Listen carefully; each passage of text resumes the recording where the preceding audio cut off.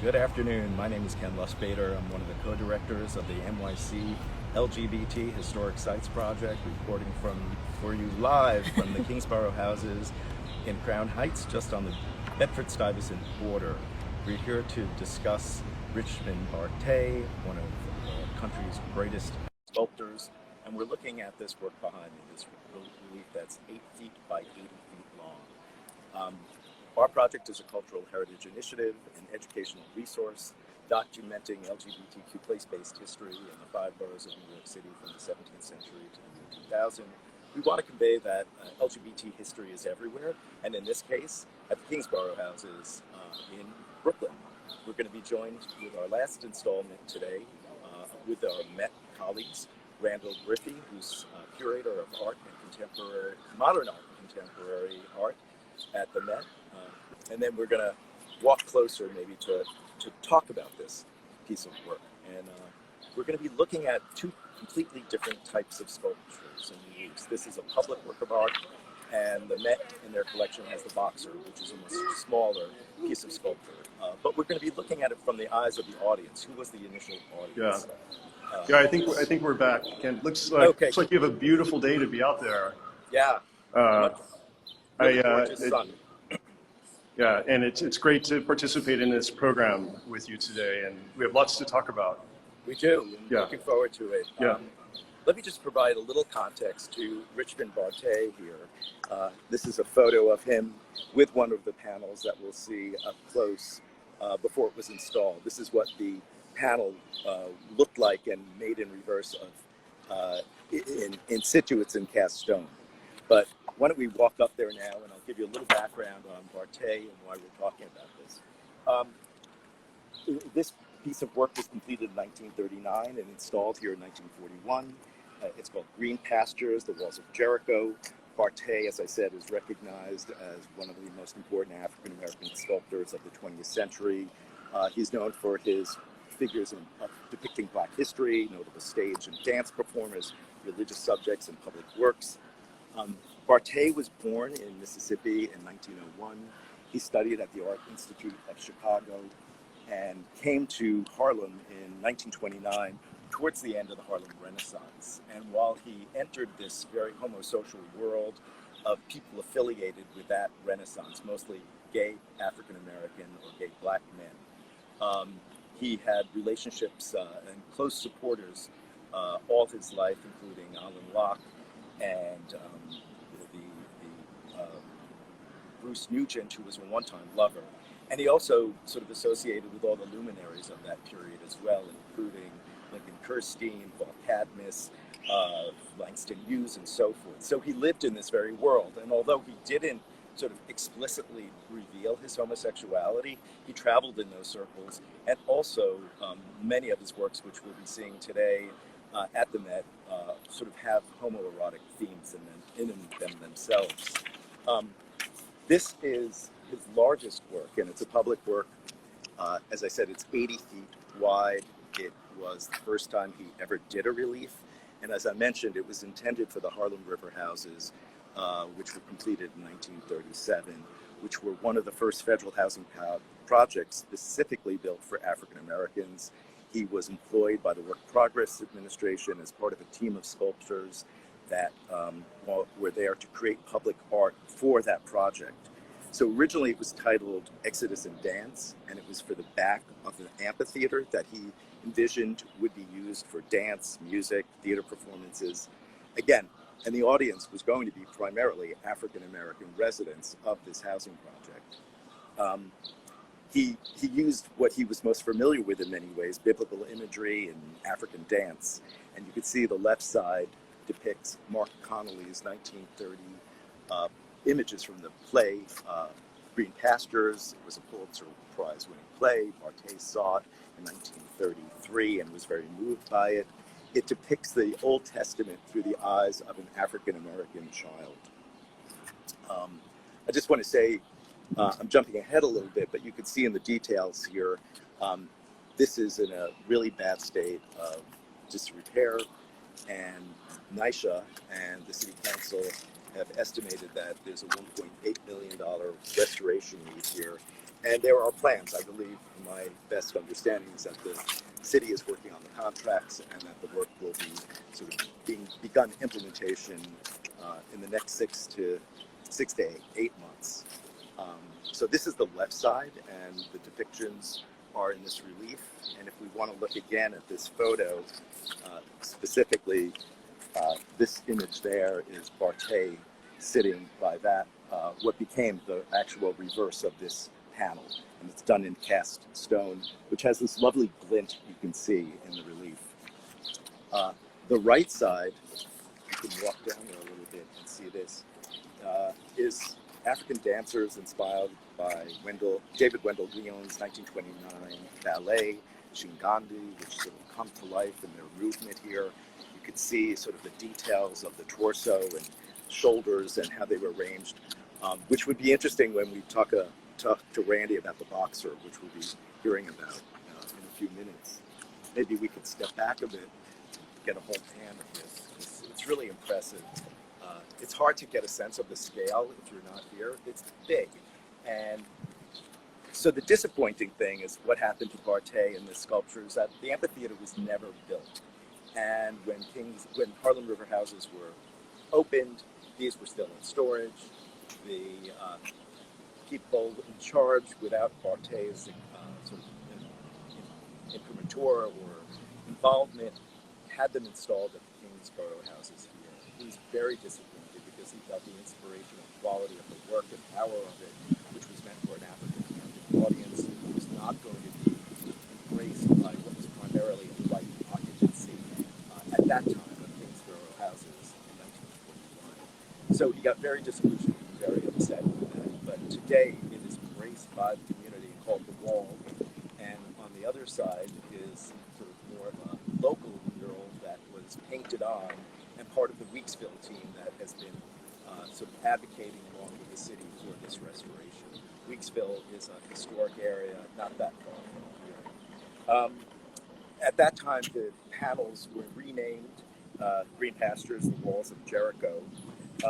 And it's been sitting here for that long, and it wasn't until a few years ago that when we identified this and put it on our sites list, that other people involved in public art and public sculpture in the city were made aware of it and sort of rallied and advocated, and that's how we're happy to say it got brought more attention. Barthé has some other public works in New York City that's visible by the public. One is the General Brisbane monument that's at 101st and 5th Avenue, and also at Bronx Community College. He has two sculptures there. That's Washington Carver and Booker T. Washington at the Hall of Great Americans. So I'll sort of toss it over to you, Randy, and we can talk about this as well as what you're going to be talking about with the boxer. That's great, Ken. And for those of you tuning in today, I really do encourage you to make the trip out to see Barthé's sculpture there at Kingsborough. It's a monument in every sense of the word. I finally got out to see it myself earlier this spring and really, really enjoyed it. So it's a bit off the beaten path for especially Manhattanites, but it's really, really worth the trip. So I'm in Gallery 902 in the Lila Atchison Wallace wing here at the Metropolitan. We happen to be closed on Wednesdays, which is why the gallery is not humming or buzzing with visitors. So when we are open, though, I hope you will seek out this great work by Barthé, a very different kind of work in the Met's collection. It's a little bit later work, and it's different in the sense that you may not even recognize it immediately as being by the same artist. So the Kingsborough project, Barthé is working in a kind of flat, necessarily a flat style in his relief sculpture format. But here we have a more diminutive sculpture, quite diminutive sculpture rendered in the round. And this sculpture, this example of Barthé's work reflects a little more clearly his academic training at the School of the Art Institute of Chicago, as Ken mentioned, which is interesting given the fact that it is a slightly later work by the artist. This was a work that he molded in around 1941 and then cast into bronze in 1942. And there's really interesting and meaningful story about the way it found its way into the Met's collection. So the sculpture is called Boxer, simply Boxer, but Barthé revealed that the inspiration for this work was one particular, and at the time quite famous, Cuban boxer by the name of Eligio Sardinius Montalvo, who was a dominant featherweight champion throughout the 1930s.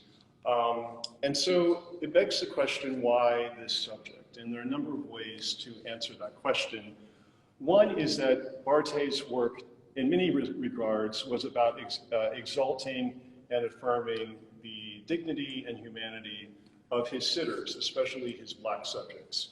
And as I mentioned, Montalvo was a hero, a great hero throughout the period for many, many Black and Spanish-speaking communities. And I think there's another layer there too about the fact that he is focused here on a beautiful Black athletic body.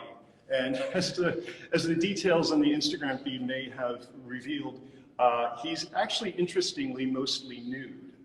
Interestingly, Montalvo seems to have forgotten his boxing shorts in this instance, and he is shown here by Barthé with his boots and his gloves, but is otherwise, interestingly and quite audaciously nude. And he's shown in this intense moment of pause. You can see he seems to be taking a big breath and is about, I think, to land another winning blow. The other element here, though, I think pertains to audience. So issues of audience, I think, also come into our understanding of why these two examples of sculpture by the same artist are so different. As Ken mentioned, the original conception and execution of what is now the Kingsborough project, that sculpture was intended for primarily a Black audience and as part of an amphitheater complex. Here, by contrast, I think the artist may have had more of a white audience, interestingly, possibly more of a white audience in mind. And that is because Barthé submitted this work to a very important 1942 exhibition here held at the Met during the war called Artists for Victory, where Barthé could safely assume a predominantly white audience. Montalvo, whose popular professional name as a boxer was Kid Chocolate, had great crossover appeal to wide audiences. And Black intellectuals and Black cultural critics and artists like Barthé would have been aware of that. And in fact, I just want to read a short paragraph to this point that appeared in 1936 in Opportunity, the Journal for Negro Life. It's published by the National Urban League in an article titled "The Negro Athlete and Race Prejudice." And an excerpt from this article reads, "Kid Chocolate, Tiger Flowers, and now Joe Louis have helped increase tolerance and respect for Negro peoples by the great mass of Americans whose social behavior is modified more through their feelings and the thrills they experience than by recourse to principles of reasoning with regard to race." So Kid Chocolate, Montalvo, was a symbol of Black excellence and in that regard, but also for many Black Americans, it exemplified a type, a popular athletic celebrity that could potentially pierce through the wall of white prejudice that they collectively sought to undo. So I think that is the larger context in which Barthé was presenting this work in the context of the Met's 1942 exhibition. The Met actually acquired this work out of that exhibition in 1942. Barthé received with this work the 6th place purchase prize in sculpture. And so in that regard, Barthé became one of the first, but not the first, Black modernist artists to enter the Met's modern collection. Interestingly, too, is that Jacob Lawrence entered the Met's collection in the same context out of his submission to the Artists for Victory exhibition that same year. I don't know, Ken, what are your observations about the boxer relationship between the two examples of this work? Well, obviously the scale is so different, and the three-dimensionality and how flat this is. But I think, when I'm looking at the ballet dancers on that side, the sort of movement of African sort of dance here, specifically just the torso and the detail there to sort of evoke this sort of muscular man movement, but in a very flat way.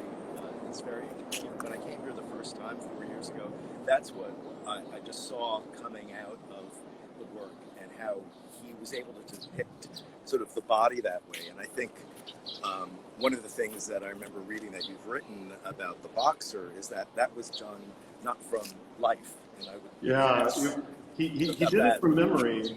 Mm-hmm. He did it from memory, as you rightly recall. And interestingly, Barthé actually indicated or recollected that he thought of Kid Chocolate as a kind of dancer. So the limbs seem a little bit elongated. He seems extremely graceful. But as a boxer, he was also known for his agility. But movement, as you point out, movement certainly is an underlying common denominator that does connect the Kingsborough project, that relief, to this sculpture in the Met's galleries. It is, I think, interesting too that the boxer Kid Chocolate did retire in 1938. So this is, in a way, a kind of paean to the boxer in his prime. By the time Barthé had sculpted him, he had been retired for a few years. So it's looking back on his greatness.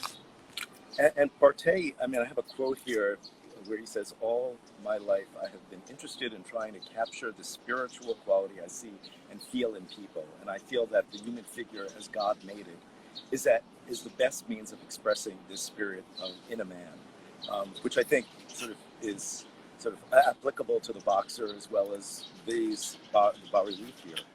Yeah, I couldn't agree more.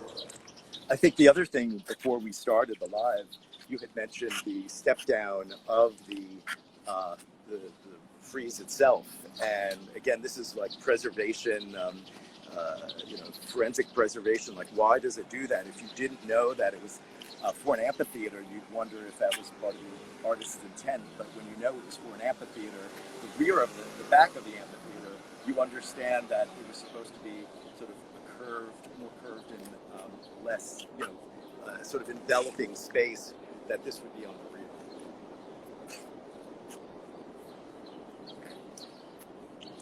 Yeah, I think we may have reached the end of our time. Mm-hmm. If that is correct, Ken. Yeah.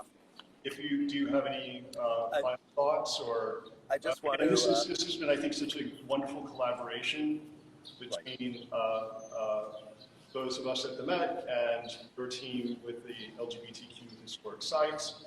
Hope we can keep that relationship going. We have many more connections to explore in the future. And people have asked, can they see it? People can come here. It's on the subway line. You get off at A or Z at Utica Avenue, but just bear in mind it's a residential complex, but this is way open to the public. And thank you for joining us today on Instagram Live. And Randy, congratulations on your swan song here. Here's to the next chapter. Thanks. Our paths will cross. Take care. Bye.